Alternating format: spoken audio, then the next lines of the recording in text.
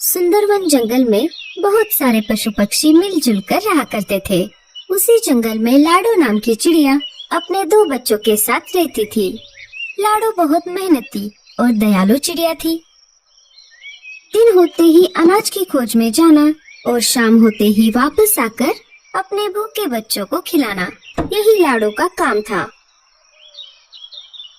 उसके पड़ोस में ही बुलबुल चिड़िया रहती थी।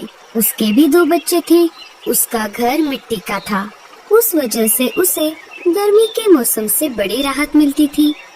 चलो बच्चों, अब नहाने का समय हो चुका है। चलो चलो नहाने।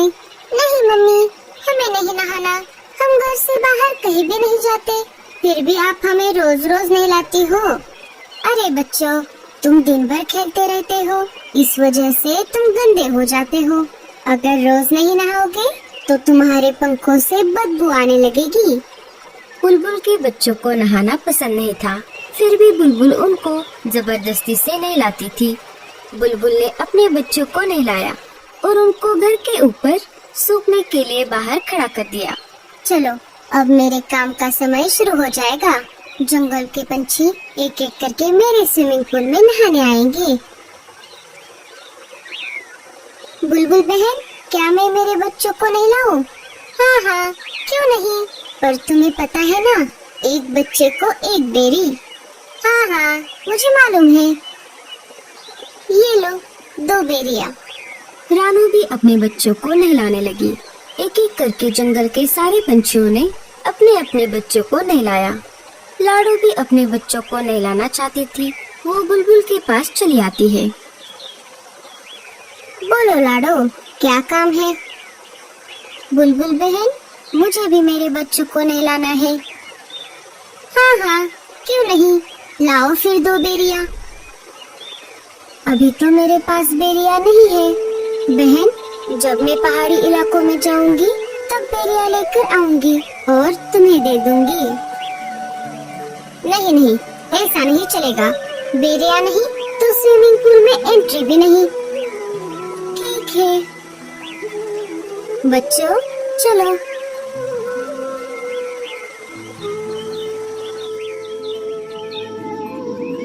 माँ, हमें भी बुलबुल आंटी की स्विमिंग पूल में नहाना है। लाडो ने बच्चों को समझाते हुए कहा। नहीं बच्चों, हम नहाने के लिए नदी में जाएंगे, वहाँ का पानी साफ सुथरा है। लाडो अपने बच्चों को स्विमिंग पूल में नहलाना चाहती थी। बेचारी लाडो कर भी क्या सकती थी। बेरियों का पेड़ ऊंचे पहाड़ी पर था और लाडो अपने बच्चों को अकेला घर पर छोड़कर उतनी दूर नहीं जाना चाहती थी। अपने बच्चों को लेकर नदी पर आ जाती है और एक एक करके उनको नदी के पानी में नहलाती है। अरे लाडो, ऐसे उदास क्यों बैठी हो? क्या कुछ परेशानी है? अरे नहीं कालू भैया, ऐसी कोई बात नहीं है। सोनू मोनू को बुलबुल चिड़िया के स्विमिंग पूल में नहाने की बहुत इच्छा है, लेकिन वो नहाने के बदले बेरियों की मांग कर रही है और अभी तो मेरे पास बेरिया नहीं है। बेरिया लाने के लिए मुझे ऊंचे पहाड़ी पर जाना होगा, पर मैं मेरे बच्चों को घर पर अकेला छोड़कर उतनी दूर नहीं जा सकती। बस इतनी सी बात, मैं हूँ ना, मैं पहाड़ी इलाकों में जाकर बेरिया ले आऊँगा।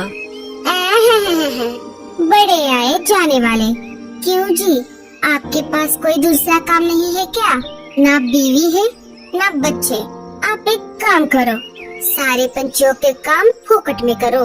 अरे गौरी, मैं तो ऐसे ही कह रहा था। मैं पहाड़ी इलाकों में जाता रहता हूँ ना, इसीलिए मैंने ऐसा कहा। तुम भी ना गौरी। बहुत दिनों से जग्गू सेब मांग रहा है, क्या आपने ला कर दिया? कोई जरूरत नहीं है किसी की मदद करने की। अब सीधा मेरे साथ घर चलो। कालू कौवा वहाँ से चला जाता है। मम्मी, मुझे भी स्विमिंग पूल में नहाना है। अरे जग्गू, तुझे नहाने की कोई जरूरत नहीं है, तो वैसे भी साफ सुथरा है। लाडो उदास बैठी थी कि तभी वहाँ पर भूरा कौवा आ जाता है। भूरे ने सारी बात सुन ली थी। लाडो, तुम परेशान क्यों होती हो? मैंने अभी अभी सब सुन लिया है। तुम एक काम क्यों नहीं करती? मैं तुम्हारी बच्चों की देखभाल करता हूँ। तुम पहाड़ी इलाकों में जाकर बेरिया लेकर आओ। लाडो को बूढ़े पर बिल्कुल भी भरोसा नहीं था, लेकिन उसे बच्चों को स्विमिंग पूल में नहलाना भी था। फिर भी लाडो ने बूढ़े से पूछा, लेकिन तुम मेरी मदद क्यों कर रहे हो? अरे मैं भी बहुत दिनों से बेरिया खाने की सोच रहा हूँ। तुम आते समय मेरे लिए भी बेरिया लेकर आना। अच्छा ठीक है, तो मैं चलती हूँ। तुम मेरे बच्चों का ध्यान रखना। लाडो बेरिया लाने के लिए पहाड़ी इलाकों की ओर चल पड़ती है। अरे वाह, ये तो बहुत अच्छा हुआ। मुझे पता चला है पहाड़ी इलाकों से हमारी जंगल की ओर तेज तूफान आ रहा है। मुझे नहीं लगता कि लाडो उस तेज तूफान में बच पाएगी। फिर मैं इन दो बच्चों को घर से बाहर फेंक दूंगा। लाडो के जाते ही बूढ़ा बच्चों को घोंसले से बाहर निकाल देता है और घोंसले का दरवाजा लगा लेता है। बच्चे अपनी माँ की याद में रोने लगते हैं। इधर लाडो जैसे तैसे करके आगे बढ़ती रही। वैसे ही तेज हवा भी बढ़ने लगी। लगता है इस तेज तूफान में मैं उड़ नहीं पाऊंगी। लाडो चिड़िया हार मानने वालों में से नहीं थी। बड़ी कठिनाइयों का सामना करते हुए वो आगे बढ़ती रही। तभी उसके सामने से मीनू मौसी उड़ते हुए आ जाती है। अरे लाडो, ये क्या कर रही हो? चलो वापस। बारिश के साथ साथ बहुत बड़ा तूफान भी आने वाला है। अच्छा ठीक है मौसी।